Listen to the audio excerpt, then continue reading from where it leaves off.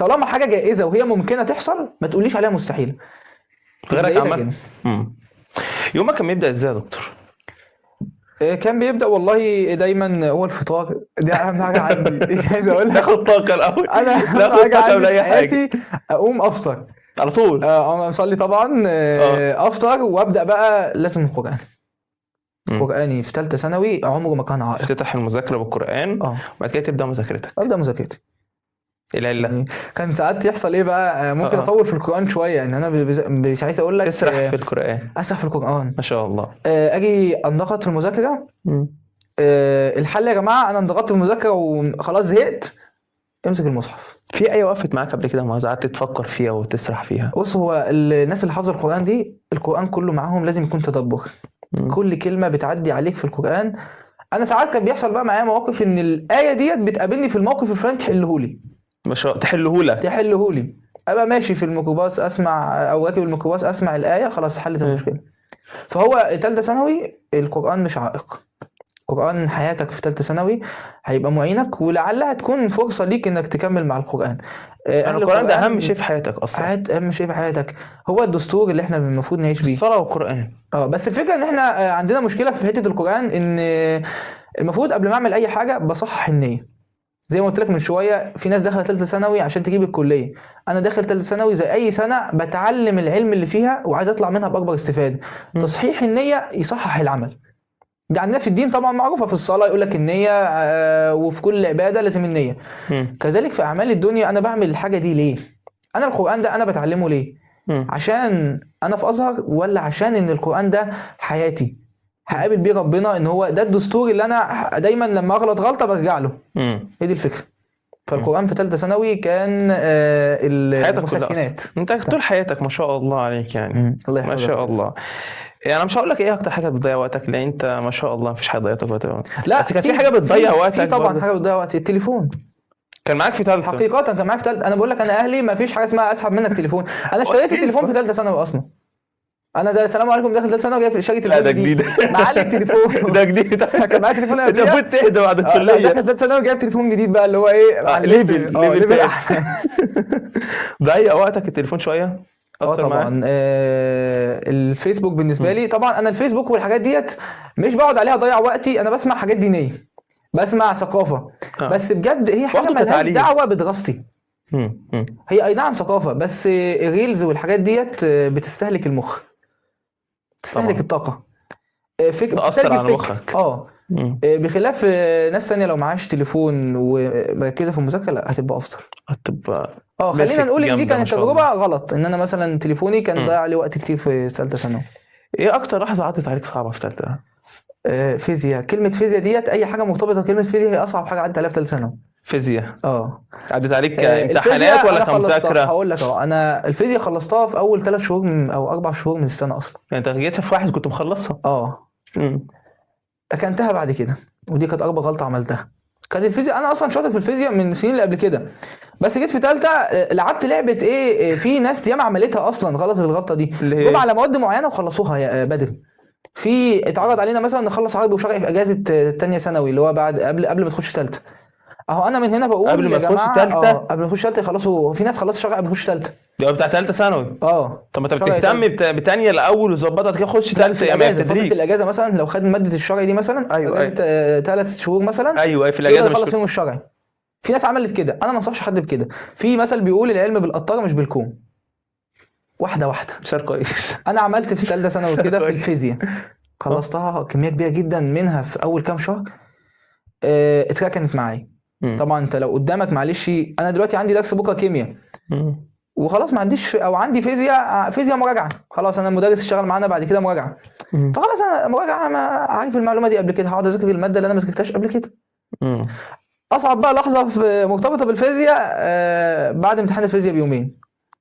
بعد امتحان الفيزياء انت خلصت الامتحان اصلا؟ طبعا انا خلصت المنهج الفيزياء. في حاجات ممكن اخلصها ليله الامتحان في الفيزياء، في مواد كتير عملت الحركه ديت، ودي كانت حاجه صعبه. اقول لك انا العادي ده ضغط نفسك جامد يا معاذ، تسبب في ضغط كبير. كنت ضاغط نفسك. هقول لك دي غلطه انا عملتها في ثالثه، بس الحمد لله يعني ايه، ما بعرفش مستحيل.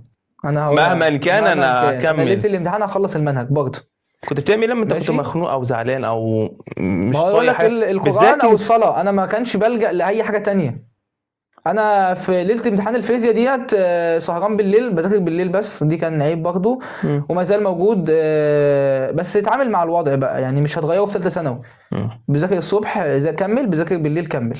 تمام. عايز تعدل بقى عدل في وقت تاني، انت في وقت جد. ليله امتحان الفيزياء ديت انا سهران بالليل، ازهق، امسك المصحف شويه، اجي قبل الفجر ركعتين قيام ولا حاجه، اطلع على المسجد، اصلي وارجع. بعد الفيزياء بيومين، طبعا اليومين دولت كان ليا زميلي الله يمسيه بالخير دكتور احمد حمدي بقى. طبعا انا بحب اذكر القصه دي على طول لاي حد. مم. دخلت امتحان الفيزياء وطلعت منه انا وهو. مم. احمد بيموت في المراجعه، انا لا، هو بيقعد يراجع. يراجع الامتحان. ده حاجه وحشه وحاجه حلوه تمام. يعني. انا بجاوب الاجابه واحمد مختلف، لا انا لا وهو لا لا مختلفين لا. عن بعض. ايوه. احمد طبعا ما بيهدالوش بال. انا بقول له خلاص يا احمد مش مشكله يا سيدي، انت صح مش مشكله، خلينا نركز في اللي جاي. هيقعد يدور. لا، هو لازم يجيب الاجابات، يخش يجيب حد بيحل الامتحان كامل، يجيب الاجابه ويجي بس يقول لي. بيعرف يعني هو عمل ايه او ده غلط، ده بيوتره اكتر هو اصلا. طبيعته، لا ممكن يكون ما بيتوتر، في ناس عادي بالنسبه لها ممكن يكون ما بيأثرش على حته معرفه الاجابه إن هو كان غلط أو يراجع. كذا. ممكن يكون حافظ ليه اصلا ان هو الجدع في مواد ان هو يجدع في المواد تانية. لا، هو انا عندي هسس ان انا اعرف الاجابه، بخاف قوي مم. ان انا اعرف الاجابه بتاعت الامتحان. مم. ماشي. خلال اليومين دول احمد كان راجع الامتحان، واحنا اصلا المفروض بنمتحن ماده تانية، لان احنا اصلا امتحانات في الازهر يوم او يوم لا. فهو زي العام اللي هو شغال بيذاكر الماده الجديده وفي نفس الوقت بيراجع الماده اللي عدت اصلا. الماده اللي عدت دي ما شاء الله عليك يا دكتور. كل يوم يطلع لي بغلطه، انا عندي غلطه 2 3 4 5 6. ايه ده؟ في انا رايح فين؟ يوم جمعه بالليل طلعت على السطح عياط. عياط؟ هي كده عياط، انهيار. دي ما حدش يعرف عنها حاجه يعني. ما شاء الله. دي سر في حياتي، ما حكيتوش الا يعني، ممكن ما حكيتوش الا بعد النتيجه اصلا او بعد اولى كليه كمان يعني. في فقرة اسمها فقرة اعتراف الثانوية، لحقت نفسك قبلها ولا يعني. لحقت نفسك قبلها ولا ايه؟ فاهمني؟ فهو انا عيطت خالص؟ يوم حسيت بايه؟ كانت ان صعبة. انت ضيعت ولا في حاجة ضاعت جامد؟ انت اللي حواليك خايفين عليك، وفي نفس الوقت ساعات ممكن واحد منهم يغلط مثلا يقول لك طب ليه؟ كلمة ليه بقى لو انا قلت له مثلا ايه، انا من النوع اللي صريح، معاذ عملت ايه النهارده؟ عندي غلطة. مش هقول لك الحمد لله، اقول الحمد لله بس الحمد لله عندي غلطة، مم. عندي غلطتين، عندي كذا. الفيزياء انا سكت خالص، هم حاسين بحاجة، في حاجة غلط. ففي كلام بيطلع شد على نفسك شوية، طب كذا. لو غلطت مثلا في الامتحان، طب ليه تغلط؟ طب ليه ما تركز شويه؟ الكلام ده كان بيبقى شديد عليا. لما جت مع موضوع الفيزياء انا كتمت جوه نفسي، نهارت بقى فوق. طلعت بقى على السطح. مش عايز اقول لك انا اشتغلت عياط. انا اول مره اعيط في ثالثه ثانوي، اول مره اعيط ان انا اخاف من حاجه اصلا. بقول لك انا بالنسبه لي جريء في اي حاجات ياما. لا الفيزياء بالذات، وهي مجموعي كله اصلا يعني، انا نقصت كل مجموعه طبعا في الفيزياء بسبب الفيزياء. بسبب الفيزياء. اكترية الطلاب بقى برضو في الفيزياء كانت مشكلة عندهم كتير. في سبب تاني خلوها بقى في الاعترافات. خليها في خليها عشان نحرقوش كلها. خليها في الاعترافات. كنت بتعمل ازاي في شهر 4 دكتور؟ او خلينا نبدا الاول شهر 3 و4 اللي هو بدايه المراجعات يعني. بدايه المراجعات وبدايه اللي فيه اصلا كان في اصحابك في ممكن بدايه المراجعات ديت انا مراكمين. كنت لسه بخلص المنهج، فاهمني؟ انت كنت لسه بخلص المنهج اصلا. لسه بخلص المنهج. بس انا مع لما ان بخلص كده يكون حاجه، في امل.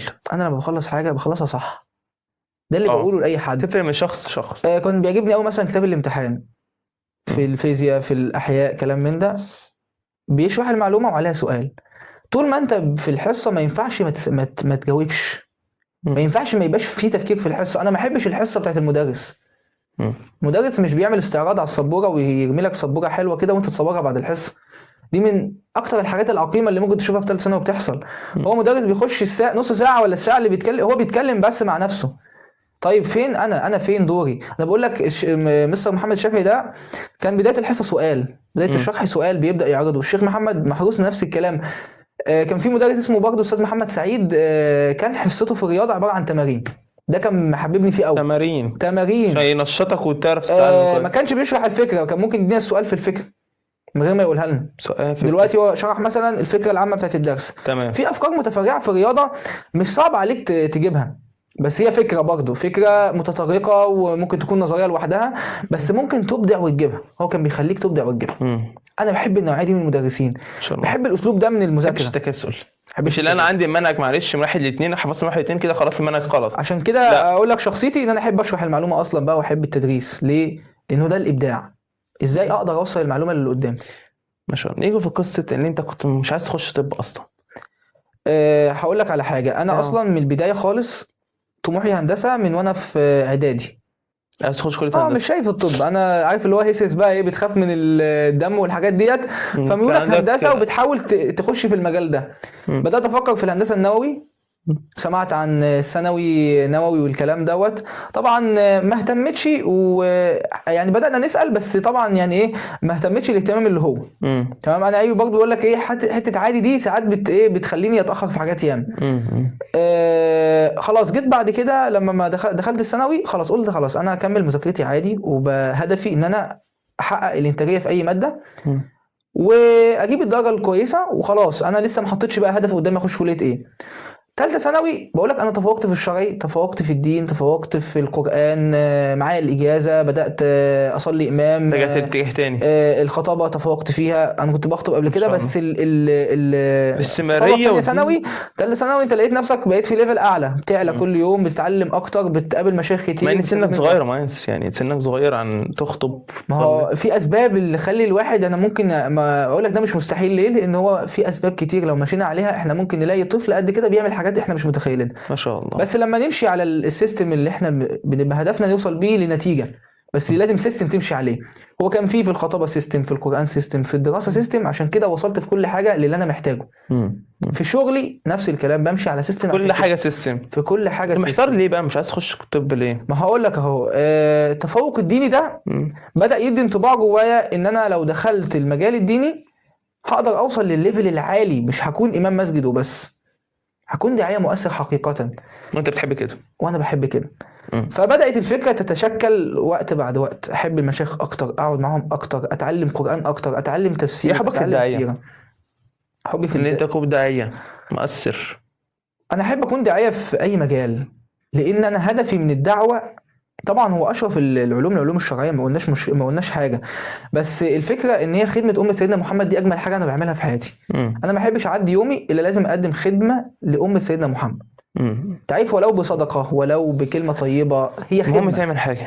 هي خدمه. مم. اللي بيتعامل مع العلم ومع حياته ان هو مخلوق لكده، اني جاعل في الارض خليفه، انت خليفه الله في الارض. فتخيل انت لما المعنى ده يبقى مستقر في دماغك كده، انت مفيش حاجه هتعملها، انت بالنسبه لك التعب هيبقى متعه. مم. تعب ثالثه ثانوي ده، انا ما طلعتش في ثالثه ثانوي عندي غضروف والكلام اللي بنسمعه، والواحد يطلع ثالثه ثانوي متدمر نفسيا لا انا ما حصلش الكلام ده. مم. انا في عز ما كنت ليله الامتحان، انا بقول لك هي المره الوحيده بتاعت الفيزياء دي ما حصلتش تاني، مم. وما اتكررتش بعد كده. كانت مرة وحشة. ونفس الكلام في الكليه، بقضي كليتي بذاكر حتى لهذا الاساس، بسمع الناس بره الكليه اصلا، بتلاقي ناس بتقول لك ده معاذ بيدرس كورسات بره الكليه بعيد عن الكليه. طب ليه بتعمل الكلام ده؟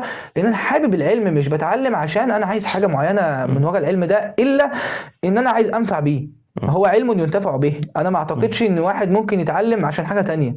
انا علمي ايه؟ ما هو انا لما اموت معلش ده الحاجه اللي هتستناني، فاهمني؟ الأثر مش بتاعه. الفلوس اللي انا هكسبها. انت تكسب فلوس مفيش مشكله، ده مش شيء معيوب، بس فانت كنت عايز تتجه الأثر لاتجاه ده حاجة الداعية. جميلة. في اتجاه الدعوه. مم.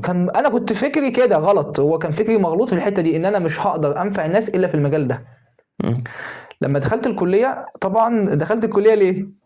عشان ما ينفعش نخش الكليه دي وسط الناس نظره ما كانتش هتبقى كويسه، وما كانش حد هيتقبلها، وانا دكتور، نفسي ما كنتش متقبلها. انت كان مجموعك كان كويس ما شاء الله. كنت جايب 96 ونص. 96 ونص. اه ما شاء الله. وداخل اعلى من الكليه بتاعتي ومرتاح. انت داخل صدمه عايز بقى، تسيب الطب وترجع صدمه بقى، ازاي اللي ده- هو انت هتسيب طب؟ انا نفسي ما كنتش مقتنع باللي انا بقوله. بسال اللي أنا المشايخ بس يقولوا انت لي كنت لا، حابب المجال الدعوي اموت اكتر. فيه. المشايخ قالوا لي مفيش مشكله تبقى صاحب المجالين، علم الابدان وعلم الاديان. عشان كده جمعت بين العلم والدين.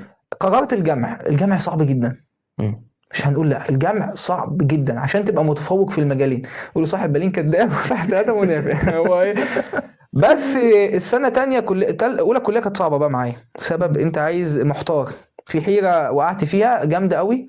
عايز اتفوق في المجالين، عايز اتفوق في حياتي الماديه كمان، عايز اتفوق فيها، بقيت مشتت حرفيا. مم. تانية ثانوي قابلت حد عزيز عليا قوي وقريب مني قوي، هما اتنين، الشيخ عبد المنصف والشيخ محمود البردويلي. الاتنين دولت بدأوا يشكلوا لي ايه أهمية الكلية في حياتي.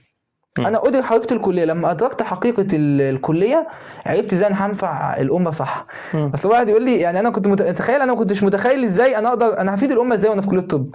اللي هو انت ما عدتش على دماغك فكره ان انت هتبقى بتساعد الناس، ودي اهم حاجه هتعملها في حياتك. فكره بقى يقولوا لي فكره ان احنا عشان ننفع الامه بحق وحقيقي، مش في الدين بس. مش في الدين بس، ارجعوا لتاريخ زمان، تاريخ العباسيه، الدوله العباسيه، الدوله الامويه من بعديهم، كل ما تلاقي حاجات كتير، تبص تلاقي لا علماء يا جماعه موسوعيين بطريقه مش متخيله. تلاقي واحد عالم في مثلا لو جبنا مجال الطبي مثلا، طب، صيدله، علوم دينيه. في واحد اسمه الدميري مثلا، ده كان عالم في الشريعه، متبحر كمان في الشريعه. علوم الشريعه مش علم واحد يعني، علوم أيوة. في الشريعه متبحر فيها، وفي نفس الوقت كان دخل علم الحيوان وعمل فيه شغل عالي قوي. فاهمني؟ هو لقى علم الحيوان تعبان، فقال لك اما اشوف العلم ده محتاج ايه. الناس دي كان عندها فكر ممتاز جدا، هو شايف ان هو بيتعلم عشان ينفع امته. ففي مجال في العلم ضعيف، انا هنفعه، هخش عليه، اظبطه، ابدع فيه. يبقى انا مش بتعلم عشان انا بحب الحاجه الفلانيه، لا، انا بتعلم عشان انا عايز انفع الامه صح. فانا دخلت مجال الطب بجد لان انا عارف ان انا هقدر انفع الامه بتاعتي من المجال ده، عشان كده دخلت الطب وكملت في مجال الدعوه في الاثنين. ما شاء الله. احكي لنا بس السر. السر نجاح. سر النجاح الاساسي في توفيق ربنا سبحانه وتعالى ليا هي دعوه وصلاه كنت بعملهم. الصلاه كانت ركعتين قبل ما اطلع الامتحان، لا صلاه ضحى ولا اي، هي ركعتين لله سبحانه وتعالى. يا رب وفقني في الامتحان اللي انا رايحه. ما شاء الله ما شاء الله.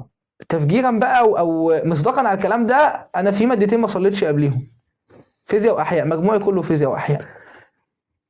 فيزياء واحياء 2% ناقصهم في الفيزياء، ما شاء الله، 1% في الاحياء. يعني انت المادتين اللي وقعت فيهم ما اصلا انت ما صليتش قبلهم، ما صليتش، اعتمدت على مجهودي بمعنى صح. طبعا مش هينجح لو مجهود، قعدت اذاكر لحد الساعه 9. الواحد مش هينجح لو انا داخل على الامتحان بالكتاب ما شاء الله، مش فاضي بقى ربنا دلوقتي. لا تخيل الفكره وصلت لحد فين. ايوه، فشوف بقى انت لو لا، انما بقيه المواد انا مش عايز اقول لك، ما في تقفيل ناقص درجه، تقفيل ما شاء الله، مواد شرعيه، قران، لغه عربيه، تقفيل ما شاء الله، انجليزي ناقص درجه، رياضه ناقص درجتين في مش عارف كانت في الميكانيكا باين او حاجه زي كده، ديناميكا، اللي هو انت الديناميكا، اللي هو ايه، ما فيش ما شاء الله توفيق ربنا سبحانه وتعالى. الدعوه بقى يا رب عشان خاطر ابويا وامي، بس انا عايز افرحهم، بناجي ربنا كده، بكلم ربنا يا رب عشان خاطر والده. انا عارف ان انا مجهودي او خلينا اقول اقل من ناس كتيره ممكن تكون في مكاني ده او توصل اللي انا عايز اوصله، بس بجد بجد كنت بقول يا رب انا عايز افرح والدي ووالدتي. الحمد لله دخلت طب مهندس. واصعب لحظه كمان عدت عليا، انا في لحظات كانت صعبه عليا في حياتي في ثالثه ثانوي، ساعه النتيجه جالي تليفون من احمد السميلي، احمد حمدي ميزه، احمد حمدي في كل حته حاجات بتحصل. هو بالك احمد صديق عمري ما شاء الله، يعني الى يومنا هذا احنا حياتنا كلها مع بعض، يعني ما اقدرش في يوم من الايام اتخلى عنه، ما شاء الله، يعني هو زي اخويا بالظبط. قال له معاذ النتيجه ظهرت وانا عملت كذا كذا، وانا خش هاتها دلوقتي عشان نشوف انت عملت ايه. لا هو على فكره انا واحمد عمرنا ما بصينا لبعض نظره انت ايه وانا ايه، ما اعتقدش دخلت بينا. ممكن الناس تحاول تدخلها، ناس تحاول تدخلها باي طريقه، يحاولوا يميزوا بينك او كده. ساعات الناس ما بتبقاش قصدها، هو واقع في الناس كده، اللي هو ايه، التفرقه بين اي اتنين صحاب بدون قصد. انا واحمد لا، انا لو عندي حاجه مش فاهمها احمد هيشرحها لي، احمد عنده حاجه مش فاهمها انا هشرحها له، بيساعدوا بعض. قبل الامتحان قبل الدرس بنحل واجب الفيزياء مثلا، ده كان بيبقى صعب مثلا شويه، في فكر عالي، اجمل وقت نحلوا الفيزياء دي مع بعض. احنا مش من هواة المذاكره مع بعض قوي، بس كنا في حاجات معانا بنعملها مع بعض، الحل ما نضيعش وقت بعض، عشان انا مش من انصار ولا هو من انصار ان احنا نذاكر مع بعض. عملت في لحظه النتيجه، ما انا قلت لك اهوت، انا جات لي الخبر من احمد، تلقائي ضربات القلب بدات تزيد، في توتر، بفتح اللي هو بص انت بتكتب كل حاجه بحذر كده، واحده واحده تقيل، يا رب يا رب يا رب، بكتب رقم حتى القومي يا رب. جيت بايه؟ تيبيكال مجموع احمد، نفس المجموع. انا مش عايز اقول لك قمه السعاده، بقيت طرت. الادرينالين على خلاص. كنت طبعا انا واختي واخويا كنا احنا في بيت تاني يعني غير بيتنا اللي احنا قاعدين فيه، فكان كنا قاعدين هناك. انا مش عايز اقول لك الله اكبر بقى والفرحه، واختي بقت بص. ما شاء وجيران الله يعني جبت لينا 97. جيراني بقى كان هم لينا جارتنا يعني من سنين، هي مربياني يعتبر. هي بقى وعيالها نزلوا برضو، عيالها دول طلابي، هم بيحفظوا معايا القران ما شاء الله. من اولى ابتدائي من هم صغيرين. هم الحمد لله دلوقتي في منهم اللي خلاص قرب يختم، هم ولد وبنت يعني ما شاء الله عليهم يعني، فهم زي اخواتي الصغيرين قوي يعني. يوميها مش عايز اقول لك الفرحه بقى اللي لمتنا، لقيتهم نازلين لي بالصب كده واغاني النجاح اللي هو يلا بقى ارسل الفرحه بقى. كلها. جريت طبعا على البيت فرحت وساعتها والدك جريت على ووالدتك؟ احمد برضه، قلت له احمد انا وانت شبه بعض بالظبط، اللي هو قمه في السعاده. عدى على بيت احمد، الزغاريت شغاله والفرح شغال والاغاني شغاله. ما شاء الله. جريت على البيت، اول ما دخلت كده لا انا قابلت والدي على باب البيت قبل ما اطلع الاول. بابا انا جبت 96 ونص، مبروك يا معاذ. انا كان موقف غريب جدا، انا الى يومنا هذا بقول لماما انا مش لحد دلوقتي مش فاهم الموقف ده، هو بابا ما كانش فرحان؟ طب هو كان مصدوم؟ انت متوقع احسن؟ هو انا اكتشفت ان هو والدي حته النتيجه ديت هو بيستقبلها الاول اما ما تعدي بقى على دماغه كده. أيوة. على اخر اليوم بقى يكون استوعب ان ابنه عمل انجاز. فاهمني اللي هو ايه، انا جبت في كليه بتصل عليه اول واحد، بابا انا جبت تقديري كذا، الف مبروك يا معاذ، عايز حاجه؟ السلام عليكم. انا واثق في ابني يا عم، هو واثق فيك خلاص. والدتي بقى اللي هو ممكن ايه يعني، انت عارف لو جايب مجموع قليل مبروك يا معاذ، تعمل لك فرح. تعمل لك فرح. هي بتبقى قصدها ممكن العتاب، ممكن تبقى زعلانه، بس العتاب يجي بعد كده ما يجيش ساعتها، لان هي دي كانت بتديني ثقه في والدتي قوي. تديك دفعه قوي كويسه قوي قوي. تنصح بيه الطلاب يا معاذ؟ تنصح بيه الطلاب احنا داخلين في شهر 4 شهر 5 تنصحهم بايه؟ انا اظن كل النصايح انا قلتها في البودكاست كله، بس انا هلخصها. اتعلم عشان العلم مش عشان اهداف فانيه. بص اقول لك على حاجه، تعلق الفاني بالفاني يفنيه، وتعلق الفاني بالباقي يبقيه. يعني الانسان المعلق بالله يبقى، معلق بالدنيا يفنى.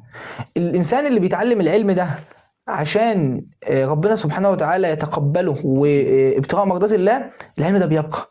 اللي بيتعلمه عشان يكسب الفلوس، خلاص انت هتاخد فلوس، مش انت عايز فلوس هتاخدها في الدنيا وخلاص، ما تطلبش حاجه بعد كده فعلا. فده الاساس. تاني حاجه اتعلم بذكاء، خلي عندك ابداع في العلم. الفهم، علي ليفل الفهم. اوعى تقول ان انا بحفظ اكتر ما بفهم، ولا بفهم اكتر ما بحفظ. حط الاثنين كل واحد الاهميه بتاعته والاولويه بتاعته. انت فاهم بس لازم يبقى عندك حفظ عشان تعرف تعبر عن اللي جواك. تمام. انا زي ما قلت لك انا دايما احب اروح اي مكان ابقى عارف انا هعمل ايه عشان اجهز له. كذلك انت لما تيجي تفهم المعلومه وحافظ هتقول ايه، مرتب افكارك على الاقل. يعني انت حتى لو ما تعرفش تحفظ، اقعد مع نفسك رتب الفكره، انا لو جالي السؤال ده هجاوب عليه ازاي؟ ايه ترتيب الاجابه؟ ما هو انا دلوقتي معتمد على الفهم، بس في ناس ممكن تكون فاهمه بس ما عندهاش اسلوب ترتيب الاجابه، يلاقي نفسه مش عارف يجاوب. انا دلوقتي لو بتكلم معاك عمال بجيب حته من الشرق وحته من الغرب، لا انا عايز الكلام يكون منظم، دي طالعه كذا ودي طالعه كذا، بحكي القصه بالظبط. طب بالنسبه لاولياء الامور يا معاذ، اولياء الامور الكلمه الحلوه من ولي الامر، كلمه الثقه، كلمه الدعم، كلمه طيبه تفرق مع الطالب جدا. تفرق مع الطالب جدا ما شاء الله. مش عايز اقول لك خلينا نتكلم بحته سيكولوجيه شويه نفسيا. احنا شباب عندنا حراره عاليه، حماس عالي. الحماس ده لو تم مواجهته من الاباء والامهات بالصد والدفع يكون غلط. ليه؟ هيقلب بعند. احنا مش عايزين كده. ثالثه ثانوي ما تجيش تقول لابنك انت فاشل، هو يقول لك خلاص تمام فاشل، خلاص انا هفشل في الثانوي واضايقك وازعلك واجيب مجموع وحش واقول لك مالكش دعوه بيا. لا مش عايزك تعمل كده، مش عايزك توصل للمرحله دي. لا انت دعمه. مفيش مشكله من الحزم، بس مش الهدم. حزم ايه؟ اظبط حالك مش عاجبني مفيش مشكله، انما الهدم بقى وانت مش هتنفع وانت فاشل انت مالكش مستقبل. اصعب حاجه بتعدي الانسان انك تشتكي له الغريب. ربنا يهديهم بجد والله. ما تشتكيش لحد تاني، لا اقعد مع ابنك اتكلم معاه، علي روح التفاهم بالذات في ثالثه ثانوي. هي حلم وفي نفس الوقت مش اخر المطاف. خلاص يبقى احنا بنبني صح، بنمشي على خطه صح. حياتك لازم تمشي بخطط، الخطه دي محدد انت في نهايتها هتوصل لايه. يعني في ناس بتمشي عشوائي، ما ينفعش امشي عشوائي. انا بعمل خطه لكل حاجه بمشي عليها في حياتي، هوصل في النهايه لكذا. ما عملتش كده يبقى انت مش هتنجح. انا في ثالثه ثانوي هاخد المدرس الفلاني مرتب حالك، مرتب حالي. مدرس واحد في الماده مش 2، مدرس واحد هيفهمك المعلومه، الاثنين مش هيفهموا لك زياده. الفهم بيجي من مره واحده، ومذاكرتك هي الاهم. انت لو بتقعد مع مدرس ساعة، انت محتاج مع نفسك تقعد 3 ساعات عشان تفيد نفسك اكتر. انما لا، واحد بيقعد مع مدرس 3 ساعات وبيقعد مع نفسه ساعة، ما اظنش ان هو ممكن ينجح، ما اظنش ان هو ممكن يعمل حاجة. مذاكرتك مع نفسك هي اللي هتفرق معاك، ابداعك بينك وبين نفسك اللي هيفرق معاك، لان انت في الامتحان هتبقى لوحدك، محدش معاك. محدش معاك. انا والله اشكرك جدا يا دكتور والله تسلم يا بجد، حبيبي. والكلام انا عايز اقعد معاك كتير بجد، بس عشان تسلم. الطلاب بس. طبعا فده طبعا، شرف هو ليا، وقتهم ومعلش انا اهم. ضيعت وقتك والله لا، هو برضو. على فكرة هم وقتهم اهم. مم. يعني انا بقول للناس اسمع واستفيد، بس برضه في نفس الوقت وقتك اهم، مذاكرتك مم. اهم. ما تديش وقت للكلام الكتير، واللي اقعد مع كل واحد عايز اسمع منه كم نصايح ساعة ساعتين وما ذاكرش في الاخر. لا، مم. اخد النصيحة واطبقها على طول، مش هلاقي الدنيا صعبة وهلاقي الدنيا كلها سهلة، وبالتوفيق لكل الناس. امين يا رب. نشكرك يا دكتور والله. تسلم يا نشكرك حبيبي، انا فعلا، انت اتشرفت بيك شرفتني. واتشرفت بس عايز بالتاني. حاجه صغيره كده، تختم لنا بالقران. اختم يعني لك اي بالقرآن. حتى بالقران، انت ما شاء الله. تمام. أعوذ بالله من الشيطان الرجيم. بسم الله الرحمن الرحيم. إن الذين قالوا ربنا الله ثم استقاموا تتنزل عليهم الملائكة ألا تخافوا ولا تحزنوا وأبشروا بالجنة التي كنتم توعدون. صدق الله العظيم. صدق الله. ما شاء الله ما شاء الله. قبل برضك ما نختم الحلقه، انا حابب اديك كده صغيره تسلم يا بودكاست حكايه الثانويه. تسلم. يا رب تنور اعجابك بجد. دي تسلم. حاجه بسيطه أكيد، جدا. أكيد. اساسا كفاية ما إيه حطينا كفايه ان هي منك. تسلم. دي حاجه بسيطه الله، جدا. جميله. فيا رب تنور اعجابك ده يا كمان دكتور والله. لا انت صوتي مستاذ عليها. اكبر. لا، طبعا. لا بجد جميله والله. انت طبعا مقامك كبير طبعا تسلم عندنا، يا وكفايه حبيبي. انت شرفتنا. والله دي اجمل اللي جات لي في حياتي. تسلم يا دكتور تسلم والله. يا حبيبي. تسلم لنا قعده كتير ان شاء الله. والله باذن الله. وفي نهايه حلقتنا حابب اوضح ان الطلاب كلهم يا جدعان، نهايه الثانويه العامه مش نهايه العالم، وما تخافش وخليك بالسعي اهم حاجه. وزي ما سمعت نصايح الدكتور معاذ، وكان معي على فكره كان في ضغط كبير وكان في كل حاجه، وساب شهر بس رجع ولم وعمل. مش معنى كده انت جيت في شهر 3 او 4 و5 انت مش لامم المنهج، لا هتلم وهتلحق، بس اهم حاجه الاستمراريه والسعي. وما تنساناش في حلقه جديده من بودكاست حكايه الثانويه. الى اللقاء.